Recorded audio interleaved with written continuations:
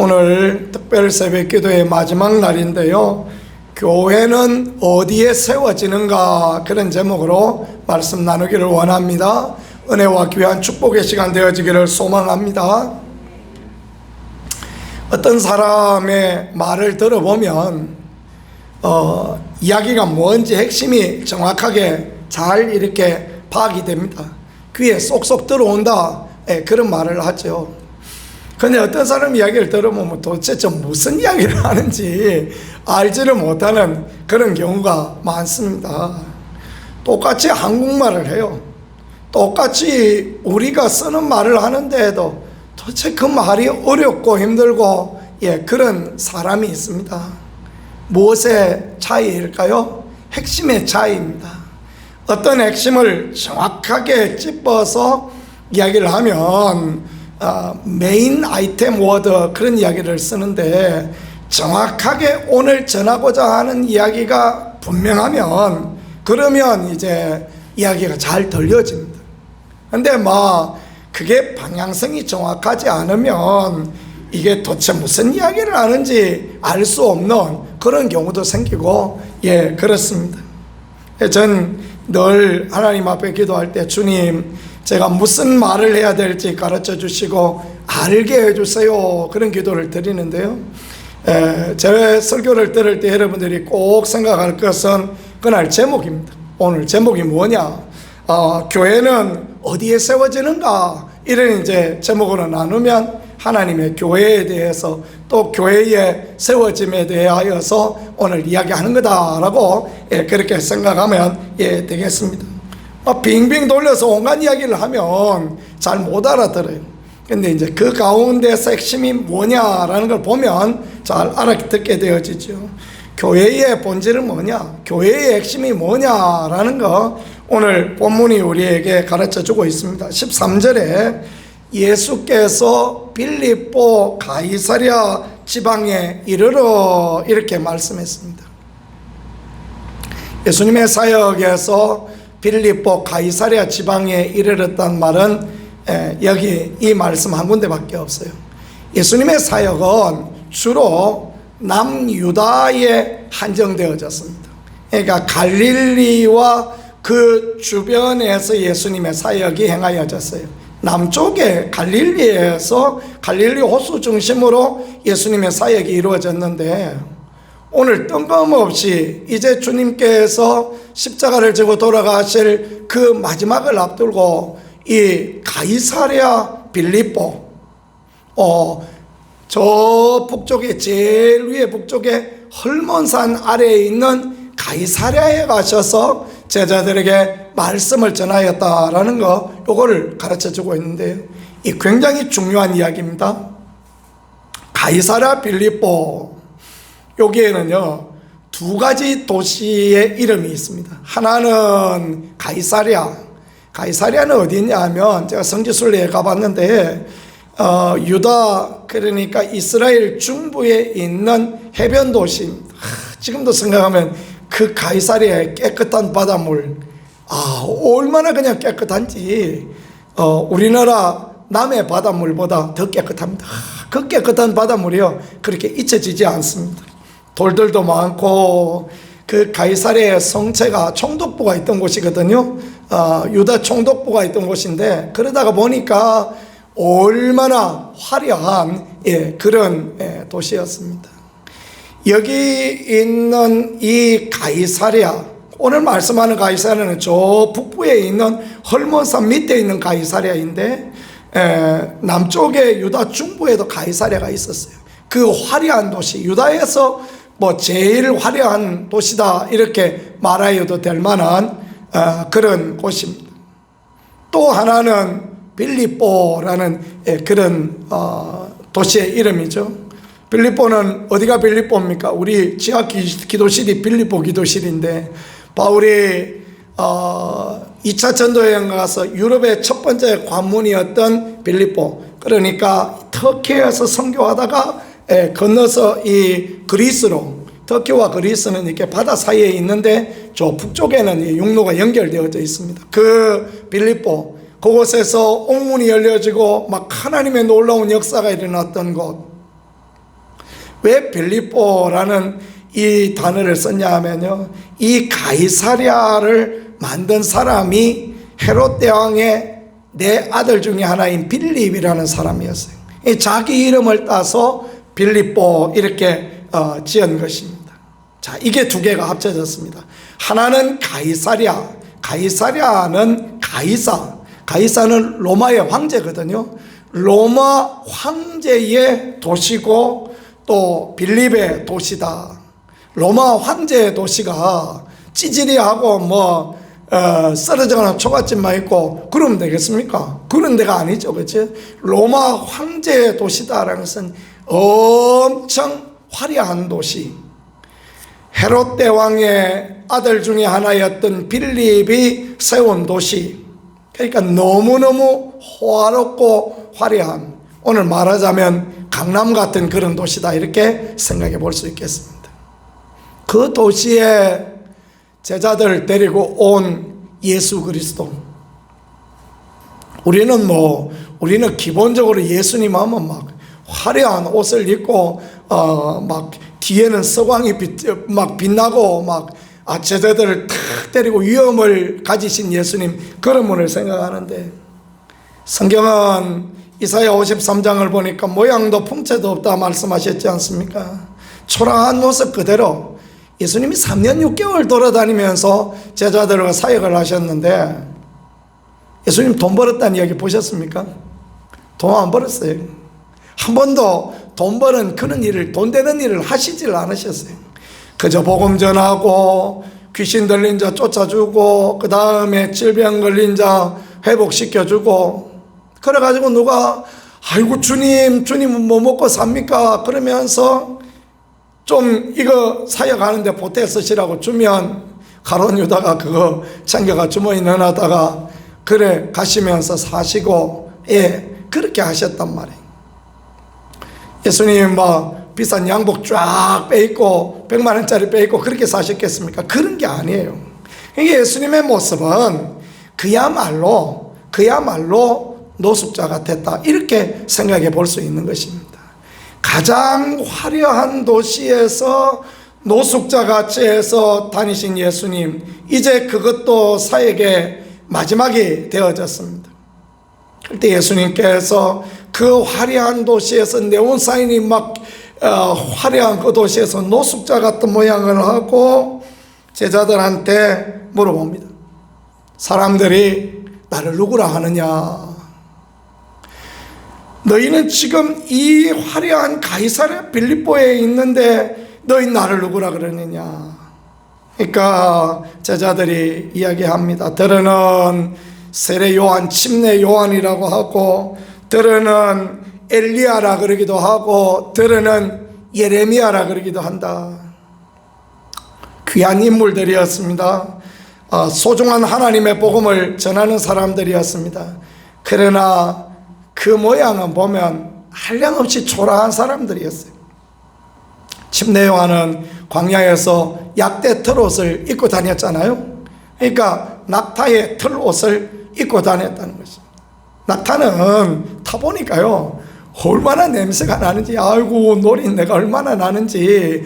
낙타는 그 부정한 짐승이라 그래서 유대인들은 낙타 고기를 먹지도 않습니다. 얼마나 침례 요한은 그 초라했으면 사람들이 먹지도 않는 낙타 털옷을 입고 정말 노숙자 꼬라지를 하고 그렇게 다녔다는 것입니다. 엘리야도 마찬가지고 예레미야도 마찬가지입니다. 예레미야는 아무도 인정하지 않아서 눈물로 복음을 전하던 그러한 사람이었습니다. 사반의 아들 엘리야, 그도 행색은 말할 것도 없는 그런 사람이었습니다.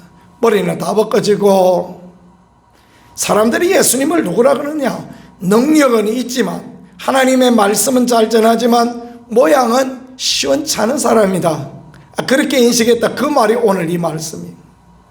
그럴 때 예수님이 너희는 나를 누구라고 하느냐? 그러면 너희는 나를 누구라고 하느냐? 그랬더니 베드로가 이야기합니다. 주는 그리스도시요 살아계신 하나님의 아들이십니다. 이럴 때 아멘 하면 하시는 겁니다. 그래요. 주는 그리스도시요 살아계신 하나님의 아들입니다. 세 가지 이야기를 합니다. 하나는 당신은 주님이시다라는 거예요. 당신은 이 주님이다라는 것은 큐리오스, 황제를 이야기하는 거예요. 당신은 황제 같은 분입니다. 당신은 모양은 지금 거짓골을 하고 있어도, 당신은 지금 모양은 노숙자 모양을 하고 있어도 당신은 우리의 주님이십니다. 예수님을 주님으로 고백할 수 있는 우리가 되어질 수 있기를 소망합니다. 베드로, 야고보, 요한 제자들 아직까지도 누가 먼저냐, 하나님의 나라에서 누가 먼저냐, 그런 이야기하고 있는 사람들인데 믿음의 고백을 당신은 주님이십니다.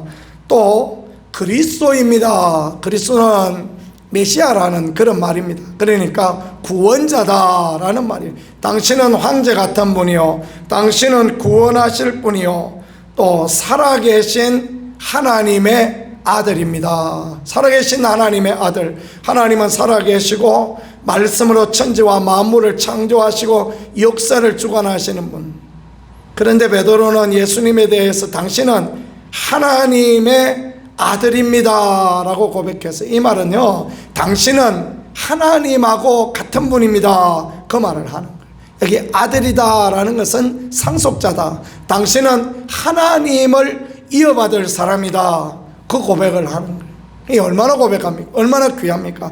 당신은 황제 같은 분이요, 당신은 세상을 구원하실 구원자요, 당신은 하나님 같은 분입니다 라고 그렇게 고백해요. 믿음의 고백, 하나님 앞에 드릴 예수님을 향한 우리의 고백이, 당신이 우리의 황제이시요, 당신이 우리의 구원자이시요, 당신이 하나님 같은 분입니다 라고 고백할 수 있는 그런 믿음의 고백이 있기를 간절히 소망합니다.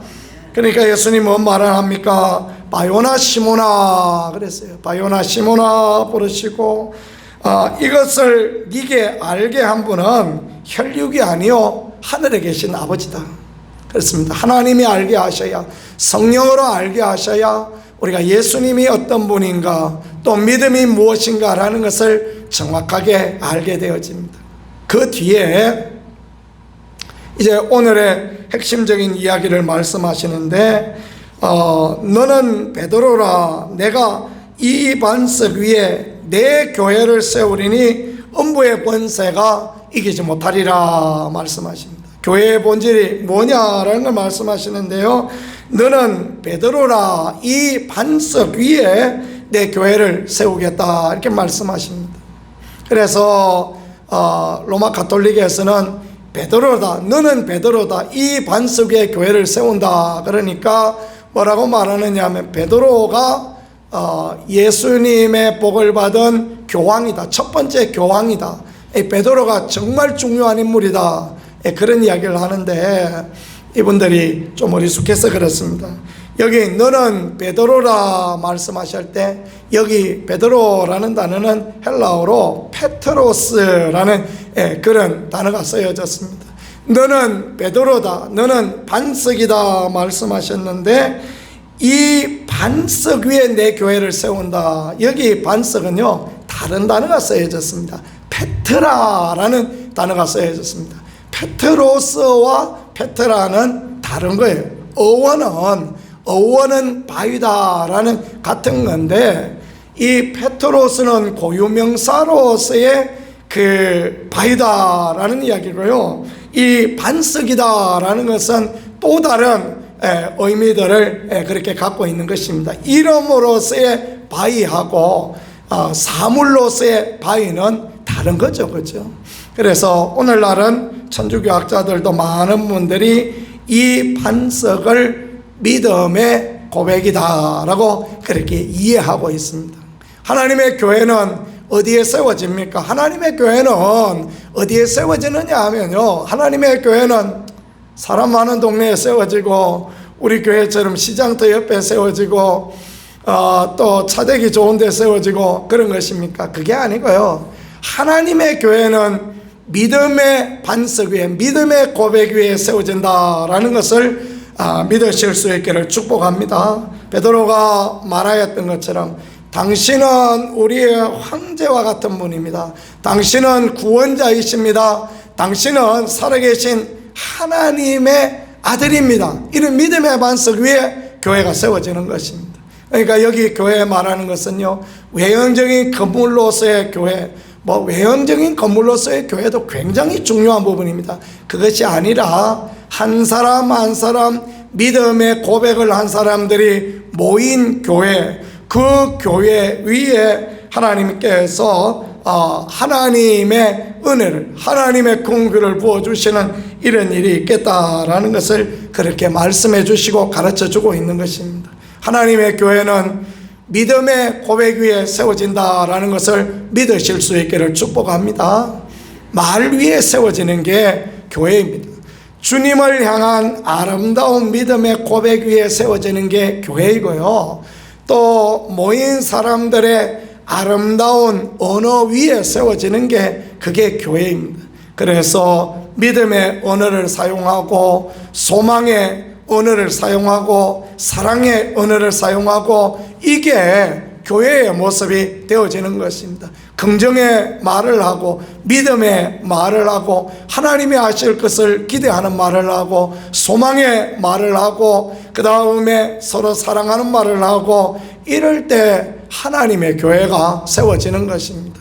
하나님의 교회가 이것을 빼버리고 세상 사람들처럼 눈에 보이는 대로 말하고 생각하고 표현하면 하나님의 교회가 무너져요. 하나님의 교회가 사단의 장난 가운데 분열되고 무너질 수밖에 없는 그런 교회가 되어지는 것입니다. 믿음의 고백을 하고 소망의 고백을 하고 사랑의 언어를 쓰고 그런 우리 교회가 되어질 수 있기를 간절히 축복합니다. 이게 참으로요, 너무나 중요합니다. 교회는 뭐 어디에 세워지느냐? 믿음의 고백 위에 세워지는데, 믿음의 언어 위에, 정말 우리의 말 위에 세워지는 게 그게 교회다라는 것입니다. 사람이 생각이 들 수 있어요. 어떤 생각, 미운 생각, 속상한 생각, 또 꼴보기 싫은 생각, 이런 생각이 다 들 때가 있지 않습니까? 부부도 그렇지 않습니까? 부부도 지내다가 보면 항상 좋아서 그냥 꽃게 하나 주고 싶고, 그렇지요? 부부도 보면 막 항상 이뻐해주고 머리 쓰담쓰담 해주고, 그렇지요? 안 그럴 때도 많지 않습니까? 그렇죠? 그런데 문제는 그걸 표현하면 감정의 골이 생겨요. 그걸 표현하면 어려움이 생겨요. 제가 최근에 만난 선배 목사님은 얼마나 그냥 말을 이쁘게 하는지, 제가 보니까요, 사모님하고 두 분이 제 차 뒤에 타서 뭘 하시다가 여보 사진 한번 볼까? 그러면서 핸드폰을 이렇게 사진을 쪽쪽 이렇게 지내다가 갑자기 한마디 멘트를 던집니다. 아이고, 여도 이쁜 사람 있네. 그 말, 그 이쁜 사람 누굽니까? 자기 부인이 이쁘다는 거죠. 아니, 나이가 70이 됐는데 뭐 이쁘기는 뭐 얼마나 이쁘겠습니까? 뭐 봐도 별로 안 이쁜 것 같더만. 그런데 하시는 말씀이, 아이고 여기도 이쁜 사람 있네. 제가 룸밀러로 한번 이렇게 쳐다봤습니다. 사모님 얼굴이 어떠냐? 얼굴이 그냥 환해집니다. 그러니까 그 부인이 아들, 딸 사위 모아놓고 뭔 얘기를 하는지 아십니까? 너희들은 왜 아버지 설교 안 듣냐? 왜 네 아버지 설교가 그래 은혜스럽고 좋은데, 물론 들어보니까 좋기도 합니다. 그런데 왜 너희들은 안 듣냐? 그 얘기를 해요. 주일날 와서 들었습니다. 근데 뭐 또 들어요. 그런데 왜 안 듣느냐? 인터넷에 올려놓은 거 수시로 차 타고 듣고 집에 있을 때도 좀 듣고 해라. 그 이야기를 해요. 왜 그렇습니까? 가는 말이 고우니까 오는 말도 곱고 그런 거 아닙니까? 수시로 이분은 그런 멘트를 계속 하시더라고요.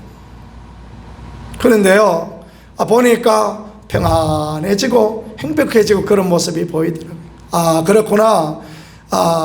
그래야 되는 거구나. 그 생각을 하게 되어졌습니다. 그래서 요새 배워가지고 저도 좀 해보니까요, 우리 집도 요새 평안합니다. 우리 집에 밥도 잘 나오고요, 아주 행복하고 좋습니다. 여러분들도 삶의 연장 가운데 교회가 어디 세워지고 가정이 어디 세워지느냐, 믿음의 고백 위에 세워진다라는 것입니다. 하나님이 하실 겁니다. 하나님이 도우실 겁니다. 하나님이 치유하여 주실 것입니다. 하나님이 회복시켜 주실 겁니다. 사실 우리가 치유를 받고 나도요, 좀 지내면 또 아프고 그런 수도 있어요. 왜 그런지 아십니까? 우리가 그대로 살거든요. 우리가 이전 살던 대로 사니까 여전히 팔 아픈 분이 치유 집회에 치유받았고, 그리고 또 좀 지내고 나면 또 아플 수도 있고 그렇습니다. 우리 집회만 그런 게 아니라 다른 제가 치유 사역을 하는데도 가보면 그런 이야기들을 많이 하시더라고요. 그러면 하나님의 치유가 옳지 않은 거냐? 하나님의 치유가 능력이 없는 거냐? 그렇지 않습니다. 우리가 자꾸 연약한데 약한데 그대로 이렇게 쓰고 하니까 또 그런 어려움을 당하고 또 힘든 절도 당하고, 그럽니다. 그럴 때 우리가 해야 될 것이 무엇입니까? 믿음의 고백을 하는 거예요. 그래도 하나님이 치유하실 겁니다. 그래도 하나님이 도와주실 겁니다. 그래도 하나님이 역사하실 겁니다. 이런 믿음의 고백을 하고, 소망이 있는 고백을 하고, 사랑이 있는 고백을 하고, 그러면 하나님의 교회가 세워지고 하나님의 성전인 우리, 고린도전서 3장 16절에 너희 몸이 하나님의 성전인 것을 알지 못하느냐 말씀하셨잖아요. 우리도 하나님 앞에 세워지고 치유되어지고 회복되어지는 은혜가 있을 줄 믿으실 수 있기를 축복합니다. 해서요, 우리가 하고 싶은 말이 많아도 참는 게 은혜인 것입니다. 하고 싶은 말이 부정적인 이야기 100가지 있어도 좀 참고 믿음의 말을 하고, 소망의 말을 하고, 사랑의 말을 하고, 긍정의 말을 하고, 그럴 때 예수님께 뭔 이야기를 하십니까? 이 반석 위에, 이 고백 위에 내 교회를 세워주시겠다 말씀하시죠. 내 교회를 세우는데 어떤 교회? 음부의 권세가 이기지 못한다. 지옥의 권세가 이기지 못하고, 마귀의 권세가 이기지 못하고, 하나님의 영광과 하나님의 능력이 가득한 그런 교회로 세워주시겠다 말씀하십니다. 이게 교회 이야기고 이게 우리 이야기예요. 그래서 고린도전서 3장 16절에 너희 몸이 하나님의 성전인 것을 알지 못하느냐, 바울은 그렇게 말씀한 것처럼 우리 하나하나가, 우리 한 사람 한 사람이 다 교회인 거예요. 교회가 세워지는 것은 어디에 세워지느냐? 믿음의 고백 위에, 소망의 고백 위에, 사랑의 고백 위에 세워지고, 그 교회는 음부의 권세가 틈타지 못하고 천국의 열쇠가 있는 그런 교회다라는 것을 믿으실 수 있기를 축복합니다. 19절에 보세요. 내가 천국 열쇠를 네게 주리니 네가 땅에서 무엇인지 매면 하늘에 매일 것이요, 또 내가 땅에서 무엇인지 풀면 하늘에서도 풀리리라 말씀합니다. 우리는 하늘에서 매이면 땅에서도 매이고, 하늘에서 풀리면 땅에서도 풀어질 거다 생각하는데요, 주님께서는 교회를 세워가는데 그게 아니다 말씀하십니다. 그게 아니고 우리가 땅에서 열면, 관계를 열고 믿음을 열어가고 소망을 열어가고 사랑을 열어가고 축복을 열어가고, 이렇게 땅에서 열면 하늘에서도 열어져요. 땅에서 그냥 아이 그놈의 인간하고 닫아버리고 또 닫아보고 또 닫아보면 하늘에서도 닫힌다, 이렇게 분명하게 말씀하고 있습니다. 하나님의 교회는 어디에서 세워지는 것입니까? 땅에서 세워지는 거예요. 우리가 우리의 말을 통하여, 언어를 통하여 이 땅 가운데서 하나님의 교회를 세워가고, 이 땅 가운데에서 하나님의 교회를 완성해가고, 이 완성된 교회 하나하나가 모여 큰 교회가 되어지고, 그러니까 개인의 가정 가운데 있었던 교회가 지역교회, 우리 구정중앙교회, 구정교회, 여기 또 경주교회, 이렇게 이 교회가, 지역교회가 세워지는 그런 은혜가 있고, 결국은 하나님 나라는 큰 교회, 천국이라는 교회가 생겨지며 음부의 권세가 결코 틈타지 못한다. 마귀가 어디에 틈타는 것입니까? 말을 통하여서 틈타고 그렇게 하는 것입니다. 그래서 우리가 믿음의 말, 소망의 말, 사랑의 말을 하고 그렇게 천국을 만들어가고 하나님의 교회를 완성해가고 하나님의 영광을 드러내는 복된 은혜, 복된 삶을 살아가는 그런 우리 모두가 되었으면 좋겠습니다. 오늘 말씀은 그걸 우리에게 가르쳐주고 우리가 그런 삶을 살아 하나님의 귀한 교회를 만들어가고 귀한 가정을 만들어가라 이렇게 말씀하는 것입니다. 이 귀한 말씀 잘 마음에 새기고 주의 귀한 은혜 가운데 축복 가운데 살아가는 우리 모두가 되어질 수 있기를 우리 구세주 예수 그리스도 이름으로 간절히 축복합니다. 이 시간 말씀을 생각하며 우리가 하나님 앞에 기도하도록 하겠습니다. 하나님, 우리에게 믿음의 말을 하고 우리에게 소망의 말을 하고 또 사랑의 말을 하며 하나님의 교회를 세워가고 우리의 가정과 우리의 몸을 세워가고 또 하늘에서 열리고 하늘에서 하나님의 복을 하나님의 은혜를 누리는 흔들리지 않는 교회, 시온성과 같은 그런 교회를 만들어갈 수 있도록 주여 축복하시고 함께하여 주옵소서. 두 손 들고 주야만 하고 같이 하나님 앞에 기도하겠습니다.